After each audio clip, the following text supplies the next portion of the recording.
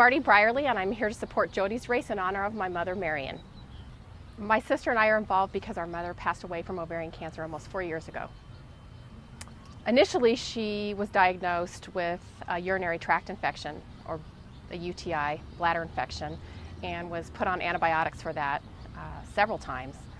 And it was persistent and it wouldn't go away, and so her doctor ended up sending her to an oncologist that specializes in ovarian cancer, and that's how it was diagnosed, and she was in stage 3 at that point. You know, it was really difficult because she lived at that point in Arizona and we were up here in Denver, and so you want to be with her to comfort her, and we were far away, and so it was basically just phone support at that point. But she was very positive. That was her life. She didn't like drama.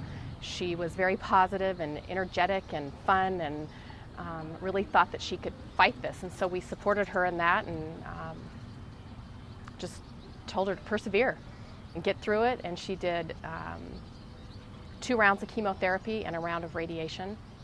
And at one point they thought she was in remission, and then it came back. So that was devastating. It can be treatable if it's caught early.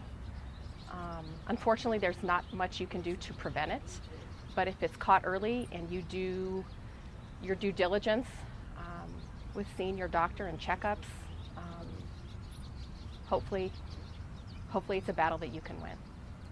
Throughout her entire ordeal, she was so positive and never really complained. I think she was more worried about us than she was about herself. So just the fact that she was so selfless motivated us and kept our spirit positive as we could be. She was not just my mother, she was probably one of my best friends.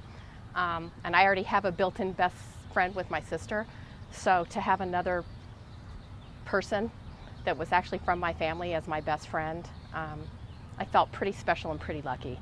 She was probably one of the most loved friend and relative that I've ever known. And I think that if you talk to any of her friends or family, they would all say that exact same thing. She lived life to the fullest up until probably she couldn't. And I think that's one of the reasons why she chose not to go through the 3rd round of therapy, chemotherapy, was because she didn't want us to remember her in a negative light. She wanted us to remember her as being a fun, loving, caring, giving, selfless person and mom and friend, and she was all of that. This will be our 4th year, and we have about 30 people. So we started with 3 and now we have 30. And this year we're doing husbands and pets and kids, and we're bringing the whole gang down, so we're excited. It's such a great event, and it really does bring much needed awareness to ovarian cancer. It's kind of like a taboo topic, if you will. Cancer is devastating enough, and ovarian cancer affects everybody, even guys. I mean, obviously we all came from mothers, so it's definitely we need to get more awareness out there. So the more people that can participate and become aware of the fight and the symptoms, it can only help. I think she would be very proud. I think she would be ecstatic that we were doing something to remember her legacy and her fight. I think she would be very, very proud.